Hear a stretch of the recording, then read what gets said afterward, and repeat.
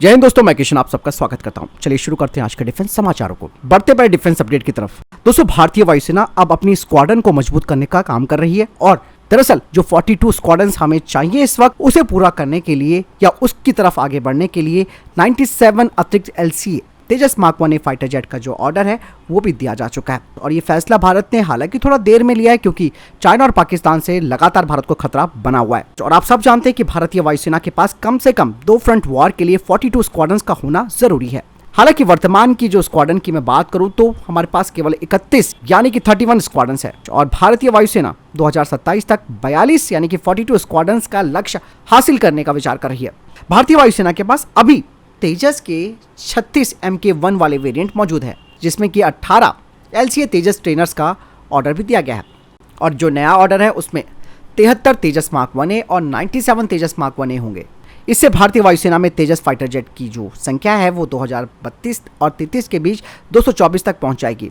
और इससे भारतीय वायुसेना की ताकत में ऑब्वियस सी बात है एक बड़ा इजाफा भी होगा। एक स्क्वाड्रन में आमतौर पर 18 से 20 फाइटर जेट होते हैं।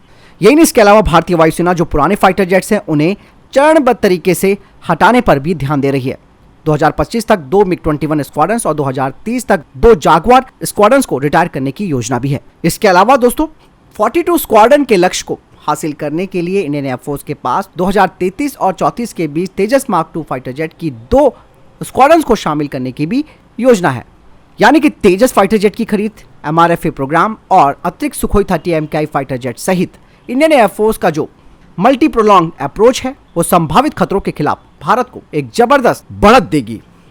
चलिए बढ़ते नेक्स्ट अपडेट की तरफ। दोस्तों, DRDO अब एक ऐसे पार्टनर की तलाश कर रहा है जो कि एडवांस मैरीटाइम पेट्रोल एयरक्राफ्ट का विकास कर सके। और ये जो सहयोग होगा पार्टनर के साथ, उसका उद्देश्य C295 प्लेटफॉर्म पर आधारित समुद्री यानी कि मैरीटाइम पेट्रोल एयरक्राफ्ट को बनाना होगा, जिसमें कि नेक्स्ट जनरेशन के मिशन सिस्टम्स लगे होंगे। इस परियोजना में करीबन 2 वेरिएंट वाले एयरक्राफ्ट की कल्पना की गई है, जिसमें कि मल्टी मोड मैरीटाइम एयरक्राफ्ट जो कि भारतीय तटरक्षक बल के लिए होगा और ये उनकी समुद्री अभियानों की क्षमताओं को बढ़ाएगा। दूसरा होगा मीडियम रेंज मैरीटाइम रिकॉनाइसेंस एयरक्राफ्ट, जिसे कि भारतीय नौसेना के लिए बनाया जाएगा और इसका उद्देश्य होगा लंबी दूरी की निगरानी और टोही मिशनों को करना। यही नहीं, इस परियोजना में दोस्तों C295 प्लेटफॉर्म पर एडवांस सेंसर्स को इंटीग्रेट करना भी शामिल है।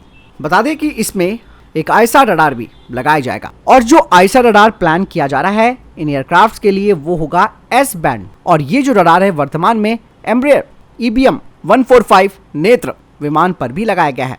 इसके अलावा दोस्तों DRDO इस हवाई प्लेटफॉर्म के लिए जो कॉम्प्लेक्स मिशन सिस्टम है उनको बनाने और उत्पादन के लिए एक क्वालिफाइड DCPP को भी तलाश रहा है। और इस तरीके की साझेदारी अगर हो जाती है तो ये जो नेक्स्ट जनरेशन के मैरीटाइम पेट्रोल एयरक्राफ्ट हैं वो निश्चित तौर पर भारत की समुद्री ताकत को बढ़ाएंगे।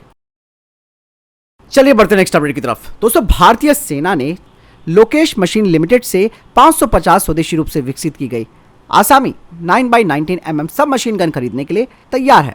और यह आसामी का एक पहला बड़ा ऑर्डर है जो कि भारत के रक्षा स्वदेशीकरण यानी कि डिफेंस इंडिजनाइजेशन प्रयासों का एक महत्वपूर्ण हिस्सा है। आपको बता दें कि आसामी एक घरेलू यानी कि डोमेस्टिक 9x19 mm की सब मशीन गन है और ये 9x19 mm की पैराबलम कार्टेज का इस्तेमाल करने के लिए इसे डिजाइन किया गया है, जो कि भारतीय सेना और देश भर की जो अन्य सुरक्षा बल है उनके द्वारा इस्तेमाल किया जाने वाला एक सामान्य कैलिबर है। ये रिमलेस टैपर्ड कार्टेज और अपनी व्यापक उपलब्धि के लिए जाना जाता है, जो कि इसे हैंडगन और SMG के लिए एक बेहतर विकल्प बनाता है। ये खरीद सौदा भारतीय सैनिकों को स्थानीय स्तर पर उत्पादित जो फायर आर्म्स है उनसे लैस करने की दिशा में एक महत्वपूर्ण कदम भी है। चलिए बढ़ते नेक्स्ट अपडेट की तरफ। दोस्तों, आखिरकार भारत ने फिलीपींस को ब्रह्मोस मिसाइल की पहली खेप भेज दी है और आपको बता दें कि यह सौदा 2021 में किया गया था, जो कि करीबन $365 मिलियन का था। और 2023 में 21 फिलीपींस मरीन के एक बैच को BrahMos anti ship supersonic cruise missile के ऑपरेशन और रखरखाव का प्रशिक्षण भी दिया गया था भारत में। और यह सौदा करीबन 3 बैटरियों का है। और ये दोस्तों चाइना के लिए भी एक बहुत बड़ा झटका है, क्योंकि उसके पड़ोस में एक और देश ब्रह्मोस मिसाइल को डिप्लॉय करने जा रहा है। यही नहीं, इसके अलावा फिलीपींस की जो नौसेना है वो भी अब एक सेपरेट ऑर्डर ब्रह्मोस मिसाइलों का भारत के साथ करने वाली है। और आप सब जानते हैं कि फिलीपीन और चाइना का जो विवाद है वो साउथ चाइना सी में कुछ ज़्यादा ही बढ़ जाता है और जो स्पार्कली आइलैंड है इसे लेकर दोनों देशों के बीच अक्सर विवाद चलता रहता है। चाइना फिलीपीन को धमकाता रहता है, लेकिन अब चाइना की इस धमक पर एक बड़ी लगाम लगेगी ब्रह्मोस मिसाइल के आ जाने से। हालांकि भारत को दोस्तों ताइवान के साथ भी डिफेंस डील करनी चाहिए। अमेरिका तो खुलेआम डील करता ही है, लेकिन भारत को भी इसलिए भी करना चाहिए ताइवान का सपोर्ट और उनके साथ डिफेंस डील, क्योंकि पाकिस्तान को चाइना खुलेआम हथियार मुहैया करा रहा है, उन्हें अलग अलग टेक्नोलॉजी दे रहा है, फाइटर जेट दे रहा है, एवरीथिंग वो उनको दे रहा है। तो ऐसे में, क्योंकि हमारा भी बड़ा विवाद पाकिस्तान के साथ है, ऐसे में भारत को दोस्तों ताइवान के साथ भी बड़े डिफेंस समझौते करने चाहिए। फिलहाल इस बारे में आपकी क्या राय है, मुझे कमेंट सेक्शन में लिखकर जरूर बताइएगा। बढ़ते नेक्स्ट अपडेट की तरफ। दोस्तों कुछ मीडिया रिपोर्ट सामने आई थी जो कि ये कह रही थी कि भारत की जो Astra mark 2 air to air missile है उसकी रेंज केवल 130 किलोमीटर है, लेकिन जो डिफेंस एक्सपर्ट्स हैं उनका कहना है कि ये जो 130 किलोमीटर की रेंज बताई गई है वो एक स्पेसिफिक रेंज सिनेरियो में है जो कि लो एल्टीट्यूड पर है, और इस मिसाइल की रेंज 160 किलोमीटर होगी, वो भी हायर एल्टीट्यूड में। चलिए बढ़ते हैं नेक्स्ट अपडेट की तरफ। दोस्तों लॉकहीड मार्टिन अब भारत के साथ अपने संबंधों को और मजबूत करने की दिशा में काम कर रहा है। हाल ही में लॉकहीड मार्टिन की तरफ से कहा जा रहा है कि वो भारतीय भागीदारों के साथ टेक्नोलॉजी अपॉर्चुनिटी का ट्रांसफर करना चाहता है, और इस तरीके का जो कोलैबोरेशन है उसमें auto ground collision avoidance system जैसी जो अत्याधुनिक टेक्नोलॉजी है उसकी विस्तृत श्रृंखला शामिल हो सकती है, जो कि एक लाइफ सेविंग टेक्नोलॉजी है जो कि जमीन पर टकराव को रोकने के लिए ऑटोमेटिकली विमान को कंट्रोल कर लेती है, जिससे कि भारतीय पायलटों की जो उड़ान सुरक्षा है उसमें काफी वृद्धि होगी। यही नहीं दोस्तों, लॉकहीड मार्टिन भारत के साथ F-21 फाइटर जेट के लिए एक स्वदेशी कॉकपिट डिजाइन और उसके विकास में भी विशेषज्ञता प्रदान कर रहा है, जिसमें कि ग्राउंड फ्लोर डिजाइन अप्रोच शामिल है, जिससे कि भारत को 5वीं पीढ़ी की कॉकपिट टेक्नोलॉजी और मैन मशीन इंटरफेस सिस्टम की गहरी समझ भी मिलेगी। यही नहीं दोस्तों, लॉकहीड मार्टिन भारत के AMCA प्रोग्राम में टेक्नोलॉजी और जो विशेषज्ञता है वो भी साझा करना चाहता है, ताकि इस फाइटर जेट प्रोग्राम का जो विकास है वो और तेजी से हो सके। और यही नहीं, साथ ही साथ ये फाइटर जेट एक एडवांस फाइटर जेट भी बन सके। हालांकि दोस्तों चर्चाएं जारी है दोनों देशों के बीच, और किन किन क्षेत्रों में सहयोग किया जाएगा इसे अंतिम रूप दिया जाना बाकी है।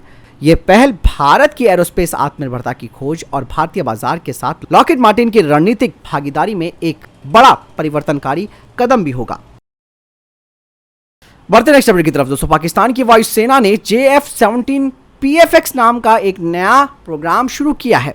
हालांकि इस प्रोग्राम के बारे में और इसके लक्ष्यों के बारे में कोई जानकारी सामने नहीं आई है, लेकिन जो विशेषज्ञ हैं यानी कि एक्सपर्ट्स हैं उनका मानना है कि ये JF-17 फाइटर जेट के भविष्य के लिए पाकिस्तानी एयरफोर्स का एक बड़ा प्रोग्राम है। वहीं पाकिस्तान की जो डिफेंस एनालिस्ट हैं उनका कहना है कि JF-17 PFX प्रोग्राम उनका लॉन्ग टर्म मॉडर्नाइजेशन का एक बड़ा प्लान है, जो कि पाकिस्तानी एयरफोर्स की एक बड़ी रणनीति का हिस्सा है।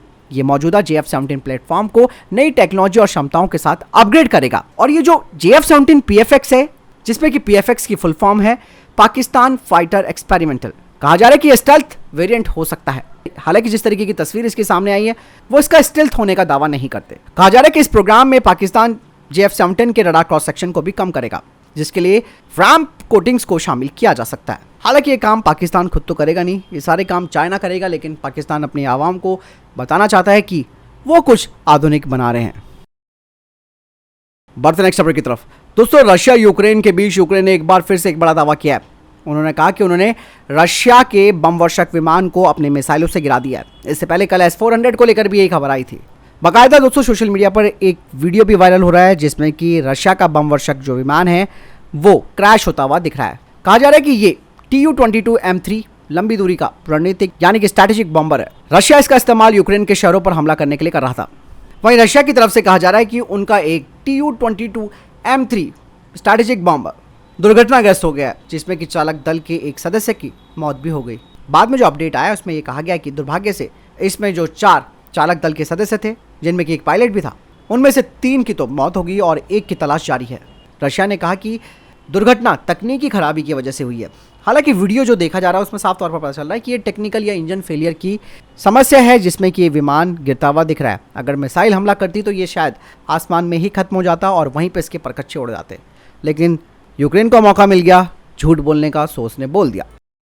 चलिए बढ़ते नेक्स्ट अपडेट की तरफ। दोस्तों सीनियर IPS अधिकारी नलिन प्रभात अब नेशनल सिक्योरिटी गार्ड के चीफ बन गए हैं। वे अभी तक CRPF के अतिरिक्त डायरेक्टर जनरल पद की जिम्मेदारी संभाल रहे थे और 2028 तक उनकी नियुक्ति रहेगी। दोस्तों DRDO की centre for high energy system and science ने एक एक्सप्रेशन ऑफ इंटरेस्ट जारी किया है इंडियन वेंडर्स के लिए, जो कि हाई पावर लेजर के लार्ज अपर्चर बीम और कंट्रोल सिस्टम का डिजाइन और डेवलपमेंट करेंगे, जो कि डीआरडीओ के 100 किलोवाट का डायरेक्टेड एनर्जी वेपन आदित्य है। बढ़ते नेक्स्ट टॉपिक की तरफ। दोस्तों, इजराइल ने ईरान की तरफ मिसाइलें दागी, जिसमें कहा जा रहा है कि ईरान के परमाणु ठिकानों पर इजराइल ने निशाना बनाया, जहां पर ईरान की कई न्यूक्लियर साइटें मौजूद हैं। इसके अलावा इजराइल ने इन न्यूक्लियर साइट्स पर हमला करके ईरान को एक बड़ा संदेश दिया है, जिसमें कि साफ तौर पर इजराइल का ये संदेश है कि हम आपके परमाणु स्थलों पर हमला नहीं करेंगे, लेकिन हम ऐसा कर भी सकते हैं क्योंकि आपकी सारी न्यूक्लियर साइटें हमारी जद में हैं। इजराइल ने कहा कि हमने जानबूझकर इस तरीके से हमला किया था ताकि भविष्य में हम तैयार रहेंगे। यानी कि अब ईरान के परमाणु प्रोग्राम में एक और अड़चन आ गई है। दूसरी सबसे बड़ी चुनौती ये आ गई है कि किस तरीके से इजराइल की इस चुनौती को रोक सकेगा। हालांकि अभी कुछ कह नहीं सकते कि आगे क्या होगा।